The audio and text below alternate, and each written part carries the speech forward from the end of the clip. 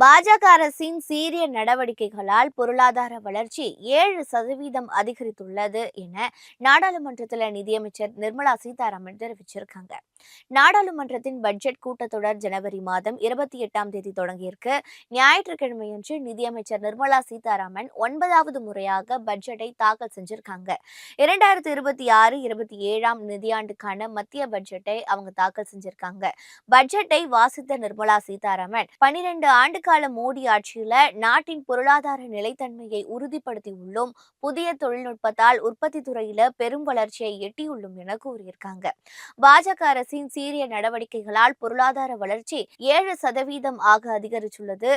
பொருளாதார வளர்ச்சியை விரைவுபடுத்தும் வகையில் திட்டங்கள் கொண்டுவரப்படும். 10,000 கோடி ரூபாயில் உயிரி மருத்துவம் எனப்படும் பயோபார்மா சக்தி திட்டம் உருவாக்கப்படும் என்றும் நிதியமைச்சர் நிர்மலா சீதாராமன் தெரிவிச்சிருக்காங்க.